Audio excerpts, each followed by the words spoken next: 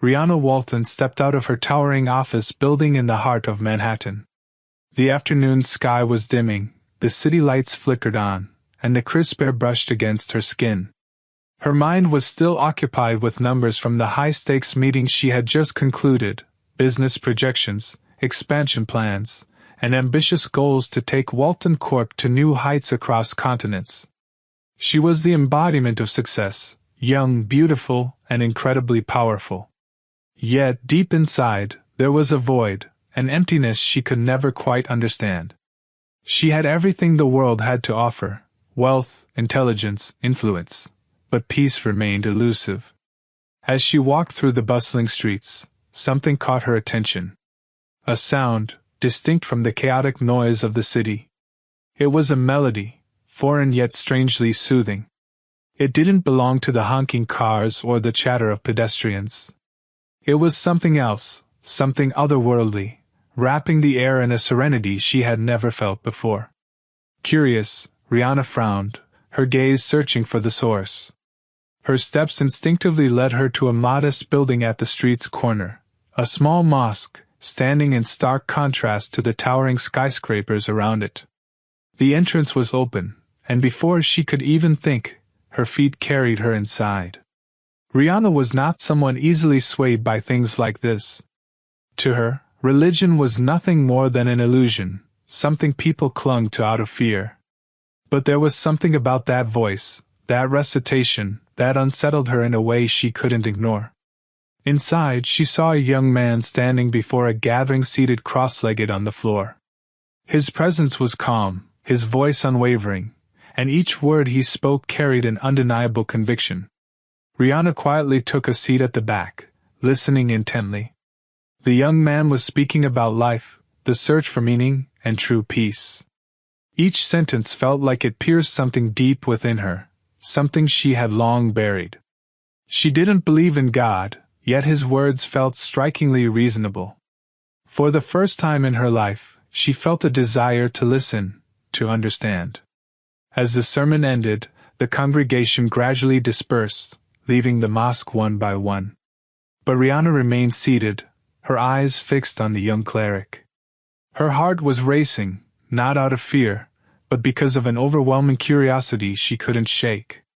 It was as if something far greater than herself was tugging at her, challenging her to seek answers.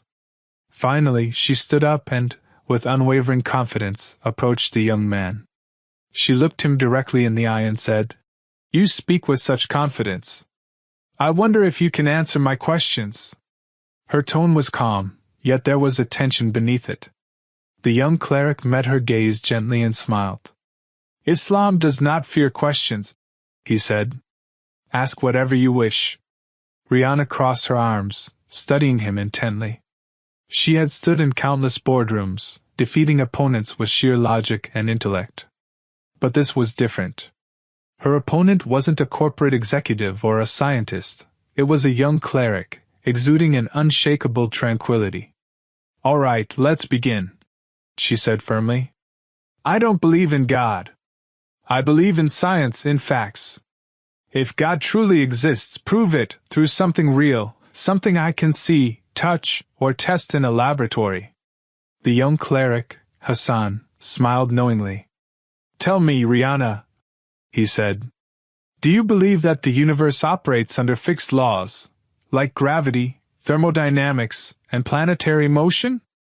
"Of course," she replied without hesitation. "That's the foundation of science." Hassan took a step closer, his gaze sharp yet kind. "And do you believe these laws simply exist on their own, or do you think there is a force that governs them?" Rihanna hesitated. She disliked such questions because they forced her to consider something beyond materialistic reasoning. "These laws exist as part of nature's mechanism," she finally said. Hassan nodded thoughtfully. "If we see a skyscraper, we know there were architects and engineers behind its design. If we see an advanced car, we acknowledge the presence of a designer. So why, when we look at the universe, infinitely more complex, do we assume it came into existence without a creator?" Rihanna's heartbeat quickened. His logic was undeniable, but she wasn't ready to concede so easily. That can all be explained through evolution and the Big Bang Theory, she countered. Hassan smiled again, as if he had anticipated her response. The Big Bang, yes. You believe the universe began from a single point, which then exploded and expanded over time, correct? Yes, Rihanna answered swiftly. But did you know, Hassan continued, that the Qur'an mentioned this over 1,400 years ago? He recited a verse from the Qur'an. And the heaven we have built with our might, and indeed, we are its expander. Surah Ad-Dariyat, 51:47. Rihanna stood still, her mind racing. How could an ancient book mention the expansion of the universe, a concept only proven by modern science? For the first time in her life, Rihanna Walton, the powerful, self-made billionaire, felt uncertain. And for the first time, she was willing to listen.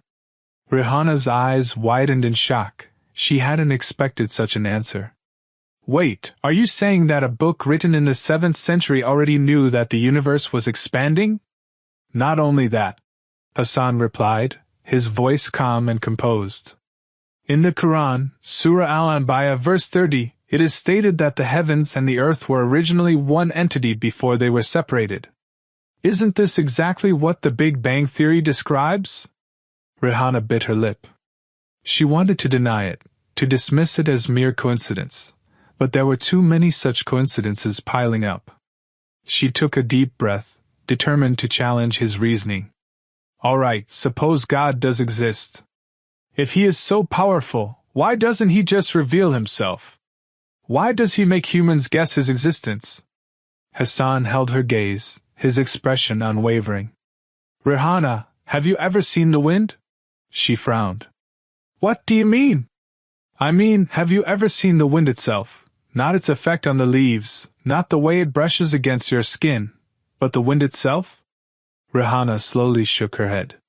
No, but I know it exists because I can feel it. Hassan smiled. That is how God is. You may not see him directly, but you can feel his presence, through his creation, through the flawless laws of nature, through the miracle of life itself. This time, Rihanna fell silent.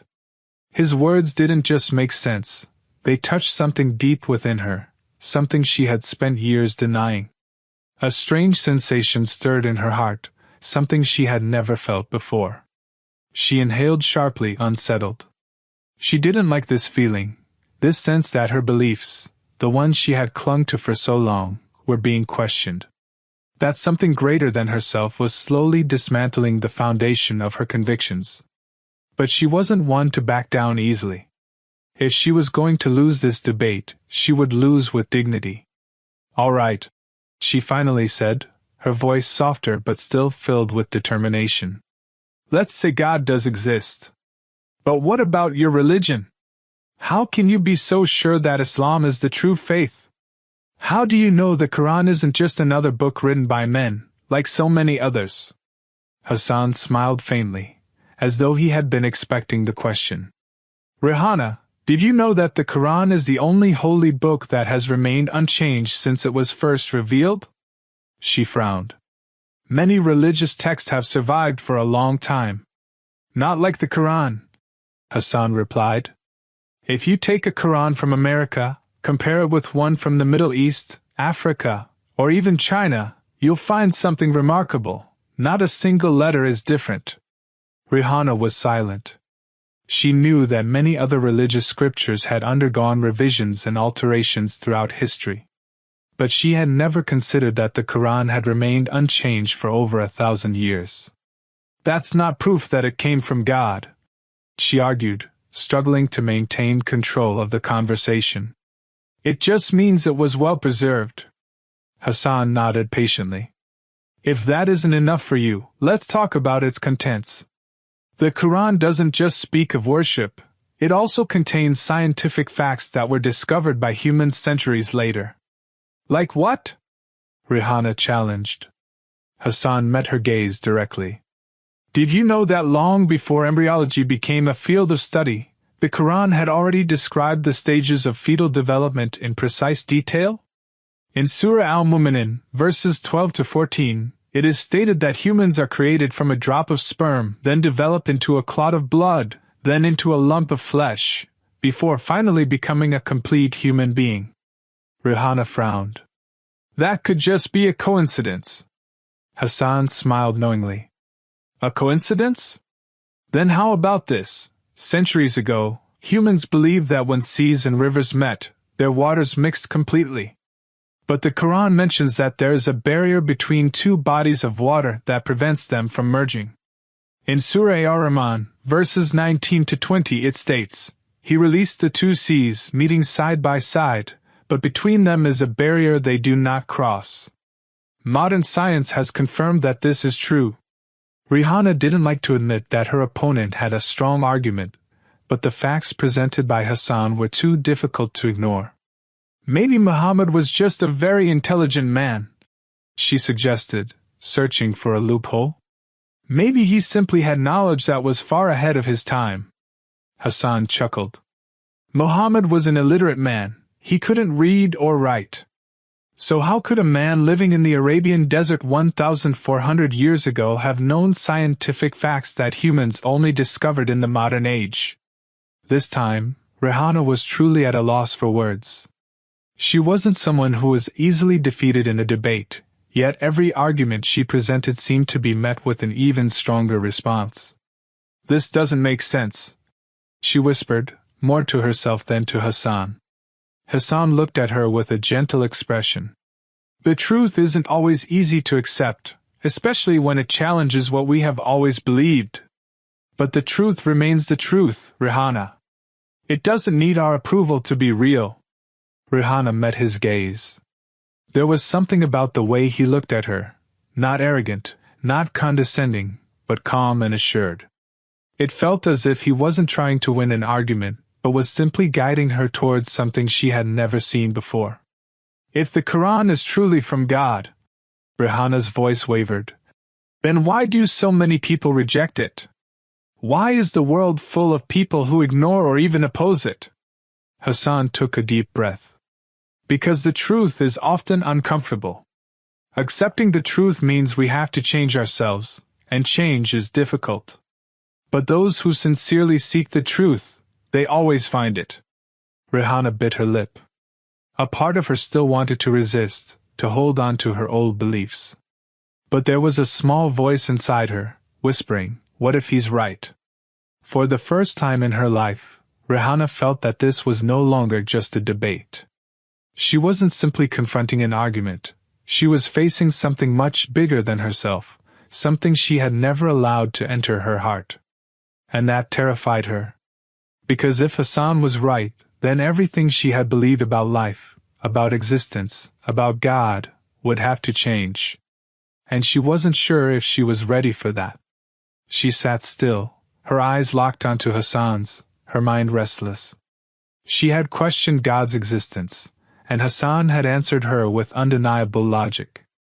She had challenged the authenticity of the Quran, and Hassan had presented evidence that shook her heart. But there was still one thing she couldn't accept. I admit that your answers make sense, Rihanna finally said, her voice measured. But something still bothers me. Hassan remained calm. And what is that, Rihanna? She took a deep breath before speaking. Science and religion have always been in conflict. Religion limits free thought, hinders human progress. How can you claim that Islam is the truth when history shows that religion has often been an obstacle to science? Hassan smiled faintly, as if he had been expecting this question. It's interesting how many people believe that science and religion are opposing forces. But tell me, Rihanna, do you know who first discovered the number 0? Rihanna frowned. Of course. It came from Indian civilization. Hassan nodded. That's correct. And do you know who developed algebra and trigonometry, the foundation of modern engineering and science? Rihanna thought for a moment. A Muslim mathematician. Al-Khwarizmi. Hassan's smile widened. Exactly. Islam never hindered science. On the contrary, when Europe was in its dark ages, the Islamic world became the center of civilization and scientific advancement. Muslim scholars made discoveries that laid the groundwork for modern science. Rihanna remained silent. She knew there was truth in Hassan's words. History did show that during its golden age, the Islamic world was indeed a hub for scientific progress. But there was still one more thing weighing on her mind. But look at the world today. She leaned forward, her gaze unwavering. Developed nations that prioritize science tend to be more secular, while deeply religious countries seem to lag behind in many ways. How do you explain that? Hassan nodded slowly, as if he had anticipated the question. The issue isn't religion itself, but how it is understood and applied. If a nation fails to implement Islamic teachings correctly, is Islam to blame? His voice was calm, thoughtful. Islam does not oppose knowledge, it commands us to seek it. It encourages us to think, question, and explore. In fact, the very first revelation given to the Prophet Muhammad, peace be upon him, was not an instruction to worship or fight, it was a command to read. Hassan held Rihanna's gaze, his voice steady as he recited from the Qur'an. Surah Al-Alaq, verses 1-5, begin with the word Iqra, read. The first command from God to mankind was to read, to learn, to seek knowledge. Isn't that undeniable proof that Islam not only supports science but demands its pursuit? Rihanna fell silent. She couldn't refute that. No other holy book began with such a direct call to knowledge. Still, she wasn't ready to concede. She crossed her arms, searching for another angle. What about the theory of evolution? She asked, her tone challenging. Science has proven that humans evolved over millions of years, yet religion claims we were created directly by God. Hassan's lips curled into a knowing smile. Many Muslim scholars have explored the theory of evolution from different perspectives. The Quran tells us that Adam was the first human, but does that mean God had no mechanism for his creation? Couldn't he have created mankind in a way far more intricate than we currently understand? Rihanna raised an eyebrow. So you don't reject evolution? Science is always evolving, Hassan replied. What matters isn't blindly accepting or rejecting theories, but seeking deeper understanding. Science is a tool, its value depends on how we use it. For the first time, Rihanna felt as though she was receiving answers that weren't dismissive or dogmatic, but rational, answers that made sense. And yet, a part of her resisted. I still feel like religion limits free thought, she admitted. Hassan shook his head. Islam never forbids thinking. It simply provides boundaries, just as a scientist follows ethical guidelines. If you're an engineer, you know electricity can be deadly. Does that mean we should stop using it? No, we learn how to harness its power safely. Religion isn't a barrier, it's a guide, ensuring we stay on the right path. Rihanna exhaled sharply, rubbing her face. She had come into this debate intending to prove that religion was irrational. Yet now, she felt herself losing ground, not because she was being out-argued, but because something within her was shifting. So, you believe religion and science can coexist? She asked, her voice softer now. Not only can they coexist, Hassan replied, but they must. The God who created this universe is the same God who sent down his revelation. How could they be at odds? For the first time, Rihanna lowered her gaze, feeling small, not because she had been defeated, but because she was beginning to grasp something far greater than herself. Had she been wrong all along? Or had she just found something she had unknowingly been searching for? She stared at the mosque floor, her mind reeling. All her life, she had believed she had the answers. She was at the peak of her career, a young billionaire, a respected genius, an unshakable leader. And yet, in the span of a few hours, a humble scholar in this small mosque had shaken her world. I don't know what to say, she whispered. Hassan met her gaze, his expression calm, devoid of any triumph. You don't have to rush, Rihana. Truth isn't something that can be forced. It must be discovered with an open heart. She lifted her eyes to his, her vision blurring with unshed tears. What if I want to believe, but I'm afraid? Hassan's smile was gentle. Afraid of what? Rihana let out a quiet, bitter laugh. Afraid that if I believe in God, everything I've built, everything I've fought for, will fall apart. Hassan nodded, as if he understood the storm raging within her. You don't have to lose yourself, Rihana. Faith isn't about erasing who you are, it's about discovering the part of yourself that has been missing. She closed her eyes, reflecting on the life she had built. Since childhood, she had believed that power lay in intelligence, in logic, in control. She had worked relentlessly to forge her empire, to command respect, to become someone who could not be shaken. Yet, behind all of it, there had always been an emptiness, a void that no amount of wealth or success could fill. Her voice was barely above a whisper when she finally asked, "How does it feel to believe in God?" She asked softly, her voice carrying the weight of 1,000 unspoken emotions. Hassan smiled, his expression reflecting the serenity of a soul that had found its true home after years of wandering. It feels like finding shelter after being lost in a storm, like finally breathing freely after being submerged for so long. It is knowing, with certainty, that you are never truly alone. Rihana bit her lip, hesitating before asking, "And if I want to believe, what should I do?" Hassan's gaze softened, filled with warmth and understanding. You only need to open your heart, and when you are ready, proclaim the 2 sentences of the Shahida. Her heartbeat quickened. She knew what the Shahida meant. It was not just a statement, it was a declaration, an unbreakable covenant with the Almighty. If she uttered those words, there would be no turning back. Her hands trembled as she lowered her gaze, staring at the floor as if searching for an answer. But instead, she found something else, tears, falling silently unbidden. "I want to believe," she whispered, her voice shaking. "I want to feel that peace, but what if I'm not good enough? What if I don't deserve it?" Hassan shook his head gently. "No human is perfect, Rihana. Allah does not ask for perfection. He only asks that we seek Him with sincerity." Rihana closed her eyes, drawing in a deep, steadying breath. Then, with newfound determination, she lifted her gaze to Hassan. "Guide me." A tender smile spread across Hassan's face as he began to recite the Shahida, his voice steady and reassuring.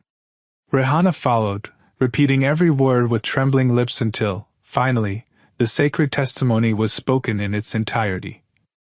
"I bear witness that there is no God but Allah, and I bear witness that Muhammad is the messenger of Allah." The moment those words left her lips, an overwhelming wave of emotion surged through her. She covered her face with both hands as sobs racked her body, not tears of fear or confusion, but tears of relief. For the first time in her life, she felt whole. After years of searching, she had finally found the truth, in a place she had never expected. In the days that followed, Rihana embraced her new faith with sincerity. She immersed herself in learning about Islam, performing acts of worship with a heart full of devotion. A peace she had never known before settled within her soul. But amidst her spiritual transformation, another feeling began to blossom, a quiet yet undeniable admiration for Hassan. He was not only her guide to the truth but also a man of wisdom, kindness, and unwavering faith. She respected him, admired him, and soon realized that she wished for him to be more than just her teacher. Months passed, and with unwavering confidence, she made a decision that would change her life once more. She approached Hassan, not just as a seeker of knowledge, but as a woman who had found the man she wanted to walk beside on her journey. When her proposal was presented, Hassan was taken aback. He had never imagined that an extraordinary woman like Rihana would choose him. But deep down, he, too, had felt a connection between them, something beyond words. With gratitude and humility he accepted. Their marriage was an event that sent ripples through the world. An American billionaire, once known for her atheism, had now embraced Islam fully, marrying a simple yet wise cleric who had illuminated her path. On their wedding day, Rihanna chose to take a new name, Maryam, a name that symbolized purity and steadfastness. Clad in a simple yet elegant white dress and hijab, she stood beside Hassan, making a sacred vow before Allah. That day, not only were two hearts united, but two seemingly distant worlds were brought together by faith and love. As husband and wife, Maryam and Hassan dedicated their lives to spreading goodness. With her wealth and influence, Maryam established a modern Islamic educational institution that seamlessly integrated science and religion, proving to the world that the two were never meant to be in conflict. Hassan, meanwhile, continued his humble mission as a cleric, guiding those who, like Maryam, were searching for the light of faith. Together they became more than just a couple, they became a testament to the boundless mercy and guidance of Allah. Their story stood as a reminder that no heart is beyond His reach and that true fulfillment comes not through material success alone, but through the peace found in submission to Him. Have you ever heard the story of someone who once opposed Islam with hatred, only to later find the light of guidance? This time, the story is not just any ordinary tale, it is the extraordinary journey of a well-known atheist who was paid billions to undermine Islam, but destiny had something else in store for him. Instead of tearing Islam apart, he embraced it after meeting a young Muslim girl, innocent yet full of wisdom.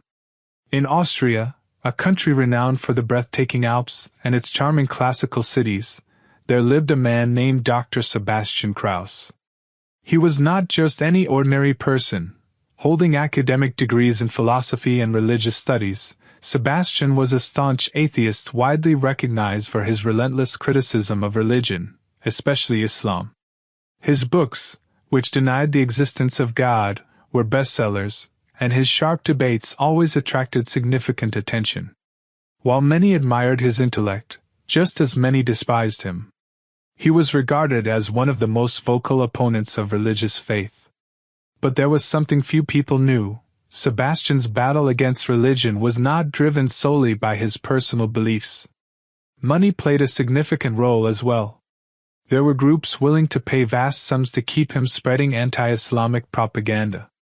This time, he received the biggest offer yet, $10 million, on one condition: he had to participate in a major debate on Austrian national television and oppose Islam in the most extreme way possible. For Sebastian, this was an opportunity of a lifetime. Not only would it cement his status as an intellectual atheist, but it would also grant him financial security for life. Without hesitation, he accepted the offer. But what he did not expect was that fate had something extraordinary in store for him, something that would change his life forever. On the other side of the city, there was a little girl named Louisa. She was only 9 years old, yet she possessed an exceptional mind and heart. Raised in a simple yet warm and faith-filled family, Louisa was a young Muslim girl. Her father was a Turkish immigrant who had lived in Austria for many years, while her mother was originally Austrian but had converted to Islam after marriage. From an early age, Louisa grew up watching her parents pray, read the Qur'an, and discuss Islam. But she was no ordinary child. She was intelligent, curious, and had a profound understanding of her religion despite her young age. One day, fate brought Louisa and Sebastian together by chance in the heart of Vienna. Sebastian was sitting on a bench, reading one of his own books, preparing for the upcoming debate. Nearby, Louisa was playing while holding a small Qur'an, one she carried with her everywhere. Without realizing it, Louisa's soft and melodious recitation of the Qur'an caught Sebastian's attention. He turned to look at her, observing how calmly she read. It baffled him. How could a child be so confident in her beliefs? Curious, he approached her and, without much thought, asked skeptically, "What are you reading?" Louisa lifted her head and smiled. "I'm reading our holy book, the Qur'an." Sebastian chuckled, shaking his head. "A holy book? Do you really believe in that?" Louisa's eyes sparkled with innocence as she responded with a question of her own. Can you see the air? Sebastian hesitated for a moment. Of course not, but I know it exists because I can feel it, he replied. Louisa nodded. It's the same with Allah. I can't see him, but I can feel him in my heart and see his signs all around us. Sebastian was taken aback. He had not expected such a profound answer from a child. He had assumed she was just another naive believer, but her words carried depth and wisdom beyond her years. Still, as an intellectual, he was not ready to lose so easily. So you believe in something just because you feel it? That's not proof, that's just an emotion. Louisa smiled again, this time even wider. Do you believe that your mother loves you? Sebastian fell silent for a moment. Of course, he finally replied. Louisa continued. Can you prove love with numbers or formulas? Sebastian shook his head. No, but I know love exists. Louisa nodded again. That's exactly how it is with Allah. For the first time in his life, Sebastian felt unsettled in a discussion. He had debated countless scholars and intellectuals, yet he had never been challenged like this, especially not by a mere child. What was even more shocking was that, deep inside, he knew her words made sense. But he was not ready to give up yet. All right, he said, trying to regain control. If your God really exists, why is there so much suffering in this world? Why are there wars, poverty, and disease? Louisa looked at Sebastian with a gaze that seemed to read his very soul. Do you believe that doctors exist? She asked. Sebastian frowned. Of course. Then why are there still sick people? Sebastian was stunned. He was beginning to sense that this child was different. Her words were simple yet full of meaning. Louisa continued. God created this world as a test, just like school. We are given the freedom to choose our own path. Do you want to be good or bad? If everyone were forced to be good, then it wouldn't be a test, right? Sebastian didn't respond. For the first time, his heart felt restless. Louisa's words echoed in his mind, and that day, for the first time in his life, Dr. Sebastian Krauss found himself unable to answer an argument. He went home with his mind full of questions. He, who had always been so certain of his beliefs, now began to feel doubt creeping in.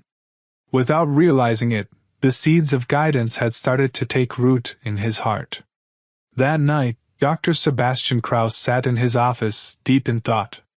His desk lamp illuminated piles of scattered books, philosophy, science, and religious texts he had studied to strengthen his arguments against the existence of God. But this time, his mind was unsettled. Louisa's words kept replaying in his head. A 9-year-old girl had managed to shake the very foundation of his beliefs.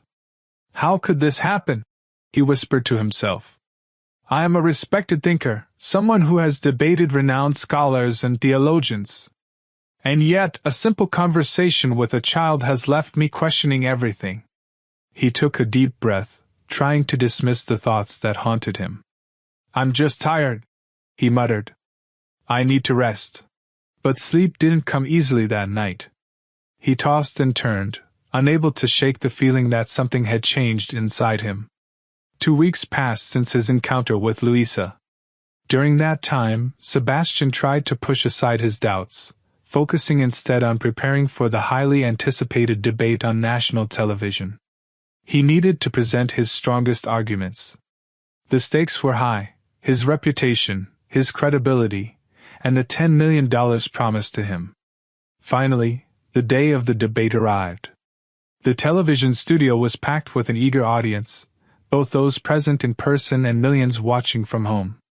The event had been heavily promoted as a battle of ideas between two intellectual giants, Dr. Sebastian Krauss, the face of modern atheism, and Dr. Yusuf Hamid, a renowned Muslim scholar from Egypt with deep expertise in philosophy and theology. As the cameras started rolling, the host began the debate with a formal introduction. Ladies and gentlemen, Tonight we witnessed the long-awaited debate: is religion still relevant in the modern world? Does God truly exist? Two great minds will present their arguments on this stage. The camera shifted to Sebastian. He sat with confidence, but deep inside, anxiety gnawed at him. Across from him, Dr. Yusuf Hamid sat with a calm, knowing smile. The debate began. Sebastian presented the classic arguments of atheism.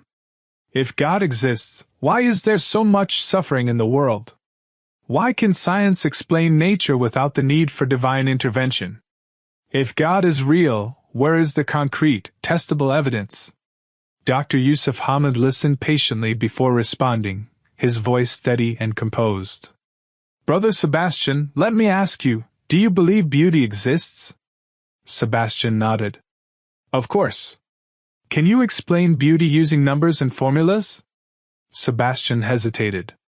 Well, beauty is subjective, but it can be analyzed through psychology and mechanics. Dr. Yusuf Hamid smiled. Likewise, belief in God is not based purely on empirical evidence. Just because something cannot be fully measured by science does not mean it does not exist. The debate continued fiercely. However, what Sebastian did not realize was that something was slowly shifting inside him. Luisa's words echoed in his mind. The arguments he had relied on for years no longer felt as solid as they once did. Then came the turning point. Dr. Yusuf Hamid looked directly at Sebastian and asked, with all your intelligence and achievements, let me ask you one thing. If I gave you a highly complex book, full of knowledge, wisdom, and intricate design, would you believe it came into existence on its own, without an author? Sebastian was silent. Dr. Yusuf Hamid continued, if you cannot believe that a simple book could exist without a creator, then how can you believe that the vast, complex universe, far greater than any book, has no creator?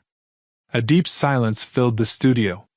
The audience held their breath, waiting for Sebastian's response. For the first time in his career, he had no answer. After the debate, Sebastian returned home, his heart and mind in turmoil. He felt something within him collapsing. Amidst his confusion, he found himself returning to the very park where he had met Luisa. He didn't know why. Perhaps he hoped that the little girl could give him the answer he was searching for. And there she was, sitting on the same bench, reading her small Qur'an. Sebastian approached her. Hi, Luisa. The little girl looked up and smiled. I remember you. He sat beside her, staring at her for a long moment before finally asking in a soft voice, why are you so sure of your beliefs? Luisa closed her Qur'an and looked at him sincerely. Because I can feel it, sir. Islam is like a light in my heart. I don't need to see electricity to know that the light is on. Sebastian sighed. But what if all of this is just an illusion? What if people only believe in religion because they were taught to do so since childhood? Luisa shook her head. Then why do so many people who initially rejected Islam, end up converting? Did you know that even scientists and great priests have embraced Islam after seeking the truth for themselves? Sebastian remained silent. Luisa continued, Sir, I have one last question for you. You always seek proof through logic and evidence. But isn't there something greater than logic? Aren't there things in life that can only be felt with the heart? Sebastian looked at the little girl, his eyes welling up with tears. He had no response. For the first time in his life, he felt small before a child. That day, the seed of faith took root in his heart. And he knew this was only the beginning of his journey. Sebastian left the park with heavy steps. Luisa's words played over and over in his mind. A little girl, without academic degrees, without years of experience in debates, had managed to plant a seed of doubt that he could no longer ignore. That night, Sebastian returned to his study. He stared at his bookshelf, lined with the works of the world's greatest thinkers, Nietzsche, Sartre, Dawkins, and many others. Books that had once been his weapons in rejecting the existence of God now felt hollow. Slowly, He reached for one of them, flipping through its pages carelessly. And for the first time, he began to wonder, had he been searching for the truth in the wrong places all along? His eyes scanned a paragraph that stated, "Religion is merely an illusion created by humans to cope with their fear of death." Sebastian remained silent. He had quoted this very sentence countless times in his debates, yet today, it felt different. For the first time, it did not feel as absolute as it once had. He closed the book, exhaled deeply, and leaned back in his chair. Suddenly, something caught his eye. In the corner of his bookshelf sat a book he had never truly paid attention to before, a Qur'an. It had been given to him years ago by a Muslim colleague, but he had never felt the urge to open it. His hand hesitated as he reached for it. This was not the first time he had seen the book, but for the first time, something inside him pushed him to open it. Without realizing it, his fingers began flipping through the pages at random. His eyes landed on a verse. "Do they not look at the camel, how it was created?" Qur'an, Surah Al-Ghashiyah 17. Sebastian frowned. At first glance, the verse seemed simple. Yet, for some reason, it intrigued him. He was not a biologist, but he knew that camels were among the most remarkable creatures in the animal kingdom. Their unique body structure, their ability to survive in extreme conditions, and the intricate way their metabolic system functioned. Curious, he quickly opened his laptop and began researching the biological wonders of camels. The more he read, the more astonished he became. How could a book from 1400 years ago urge people to reflect on something that modern science has only recently begun to understand? He thought. But he was not ready to surrender to faith just yet. A storm raged within him, a battle between reason and intuition. For the next few days, Sebastian was consumed by his search. He began reading more verses of the Qur'an, cross-referencing them with modern scientific discoveries. The deeper he delved, the harder it became to dismiss what he was finding. He read about the barriers in the sea, where layers of water do not mix. About the stages of fetal development, described with astonishing accuracy in the Qur'an long before medical science uncovered them.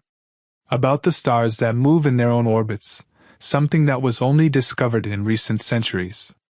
At first, he convinced himself that these were all mere coincidences. But coincidence after coincidence began forming a pattern that made him more and more restless. In his confusion, he decided to seek guidance. Sebastian reached out to a Muslim professor he had known for years, Dr. Ahmad Saifuddin, an expert in philosophy and Islamic studies at the University of Vienna. They met at a quiet cafe. As they sat down, Sebastian wasted no time. "I need to understand something," he said, breaking the silence. "Lately, I've been reading the Qur'an, and I keep finding things that cannot be explained away as mere coincidences. But I still struggle with the idea of God. I need an explanation." Dr. Ahmad smiled gently. "Sebastian, your question is not about God. It is about the heart that seeks answers. You have spent your life relying solely on reason. But humans are not made up of reason alone. There is something deeper, the heart, and the fitra, innate nature." Sebastian sighed. "But how do I know this isn't just psychological suggestion? How can I be sure I'm not deceiving myself?" Dr. Ahmad sipped his coffee, then looked at Sebastian calmly. "Many people think that finding God requires scientific proof, like discovering a new particle in a lab. But isn't it true that we believe in many things without physically seeing them? You believe in justice, but can you touch it? You believe in love, but can you weigh it on a scale?" Sebastian fell silent. Dr. Ahmad leaned forward. "What are you really looking for?" Sebastian stared at his nearly empty coffee cup. "I want answers, but I don't want to fall into an illusion." Dr. Ahmad smiled. "Then don't just search with your mind. Use your heart as well. Allow yourself to feel, not just analyze." Sebastian had no response. He simply nodded and stood up to leave. Before he could walk away, Dr. Ahmad offered one final piece of advice. If you sincerely seek the truth, then pray. Just say, "O God, if you truly exist, guide me to the right path." That's all. Sebastian wanted to dismiss the idea. But for some reason, he couldn't. That night, for the first time in his life, he raised his hands and whispered in his heart, "If you truly exist, show me the right way." Nothing happened. No sudden light filled his room. No voice echoed from the sky. No overwhelming feeling of enlightenment struck his heart. Sebastian sighed. "I was expecting something, anything," he thought sarcastically.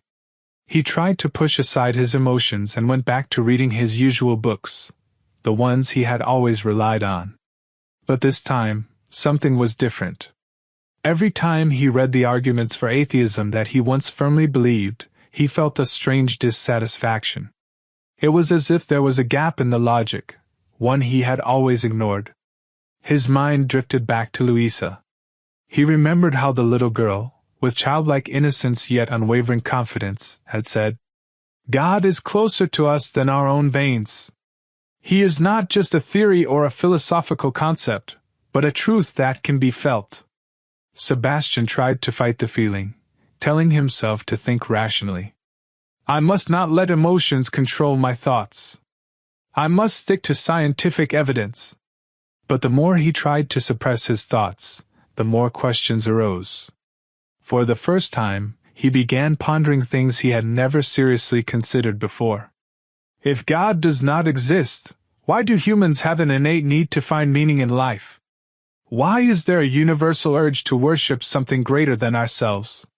Why has every civilization, primitive or modern, developed a concept of God in some form? He had always believed that religion was an illusion. But if that were true, why had it survived for thousands of years? Why did it persist, even in the minds of some of the most intelligent thinkers in history? That night, for the first time in his life, Dr. Sebastian Krauss felt something he could not explain. It was not yet belief. But it was no longer denial. And that realization terrified him. He had always avoided fear, not the fear of hell or punishment, but the fear that he might have been wrong all along. And if he was wrong, it would mean that his entire life, his entire identity as an atheist, would have to be questioned. The next day, Sebastian received an email from one of his project funders. "We want to see your progress in refuting Islamic arguments. We have also prepared a scenario for a major debate in the near future. Make sure you are ready." Sebastian read the email with mixed feelings. Usually, he would immediately begin strategizing, searching for weaknesses in his opponent's arguments. But this time, something made him hesitate. He opened the list of questions he needed to prepare for the debate. One question in particular caught his attention. If Islam is true, why do so many people reject it? His usual response would have been straightforward, because religion is man-made and full of contradictions. But as his fingers hovered over the keyboard, he found himself unable to type those words. He thought about his own journey. If someone like him, who had spent years arguing against religion, could begin to doubt, then perhaps the answer was not as simple as he once believed. A few days later, Sebastian returned to the park where he had first met Louisa. As always, she was sitting on a bench, engrossed in a small book titled Prayers in Islam. Without saying a word, he sat beside her. Louisa turned, smiling. "Mr. Sebastian, what brings you back?" Sebastian looked at the young girl. "I need to ask you something." Louisa nodded. "Go ahead." He hesitated before taking a deep breath. "Have you ever doubted your faith?" Louisa frowned for a moment, then smiled. "Of course. Everyone has doubts at some point." Her answer took him by surprise. "Then how did you overcome it?" Closing her book gently, Louisa responded, "I talked to Allah." Sebastian nearly laughed but held himself back. "You mean you prayed?" Louisa nodded. "Yes, but not just any prayer. I truly spoke to him. I said, 'O Allah, if I'm wrong, guide me.' If I'm right, strengthen me. Sebastian fell silent.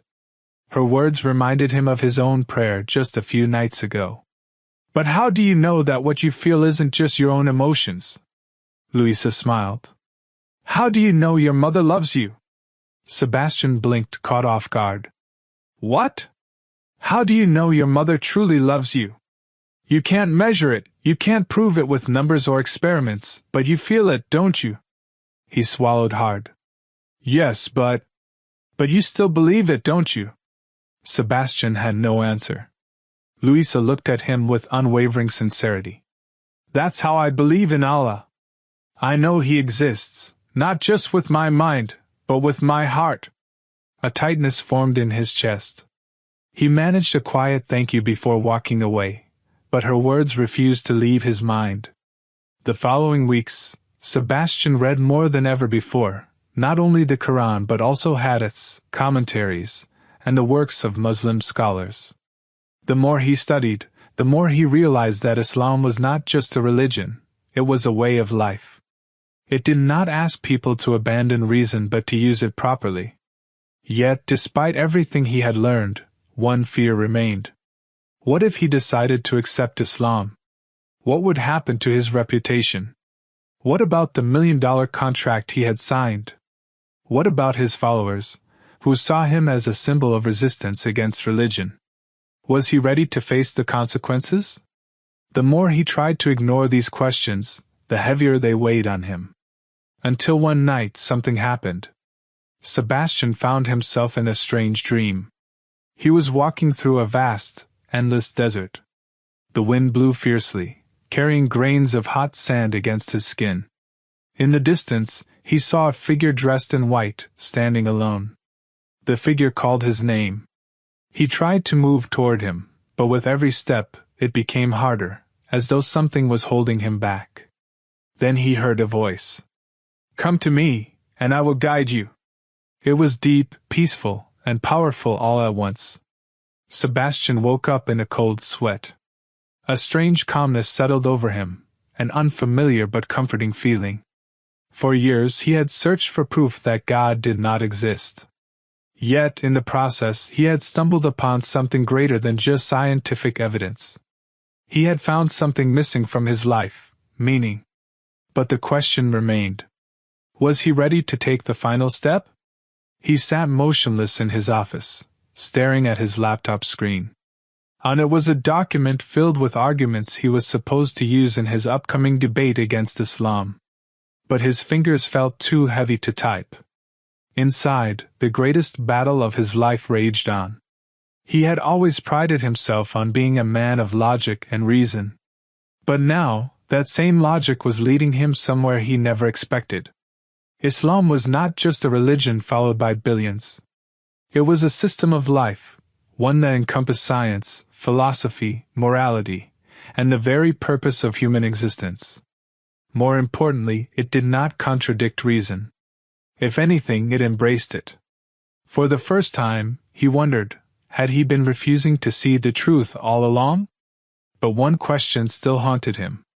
How can I be sure? If he made this choice, there would be no turning back. He would lose everything, his $1 million contract, his reputation, perhaps even his friends. But was he willing to live a lie just to hold on to something he no longer believed in? He needed an answer. And he knew exactly who could help him find it. That day, Sebastian returned to the park. As expected, Louisa was sitting on the same bench, a book in her hands. This time, she was reading the Qur'an. Without saying a word, he sat beside her. Louisa turned and smiled. Mr. Sebastian, you look like someone who has found the answer. He took a deep breath. I don't know if I've found the answer, or if I'm just more lost than ever. Louisa's smile deepened. Then what made you come here? Sebastian stared at her, his heart pounding. I want to ask you something one last time. Louisa closed her book. I'm ready to listen. Sebastian took a deep breath. How can I be sure that I'm making the right decision? Louisa smiled softly. Sebastian, you have read, thought, and searched for answers with all your heart. But in the end, faith is not just about thinking. Faith is about taking a step. Sebastian remained silent. Louisa continued, "You will never see where this path leads unless you have the courage to take the first step. But if you believe that God has guided you this far, do you still hesitate to take the last step?" Sebastian stared blankly into the distance. Louisa's words struck deep, and at that moment, he realized something. He had known the answer all along. He had just been too afraid to accept it. Turning to Louisa, he gave a faint smile. "Thank you, Louisa." The child smiled. "I did nothing, Mr. Sebastian. You found the answer yourself." Sebastian nodded. He knew what he had to do. The next day, he made the most difficult decision of his life. He resigned from his project, returned the money he had received, and refused to participate in the highly publicized debate. The academic world was shaken. His colleagues accused him of falling into dogma. Some believed he was going through an existential crisis. Others mocked him as a traitor to science. But Sebastian didn't care. For the first time in his life, he felt truly free. And on a quiet night, in a small mosque in Vienna, Sebastian uttered the two sentences that would change his life forever. With a trembling voice, he said, "I bear witness that there is no God but Allah, and I bear witness that Muhammad is the messenger of Allah." Tears streamed down his cheeks. He had never felt this kind of peace before. He had found the truth he had been searching for. Sebastian's journey teaches us something profound. Truth is not just about logic and arguments. It is about the sincerity of the heart in seeking it. He did not accept Islam out of emotion or pressure. He embraced it because both his mind and heart led him there. And this is what makes Islam so powerful. It does not force, it invites. It calls upon people to reflect, to think, and to seek the truth with an open heart. Sebastian understood that those who seek the truth sincerely will eventually find it. This story reminds us that the search for truth can be difficult. It can be frightening. It may even require us to lose things we once held dear. But if we have the courage to move forward, we will find something far greater, peace and the true meaning of life. May this story inspire us all to continue seeking the truth with sincerity. See you in the next story.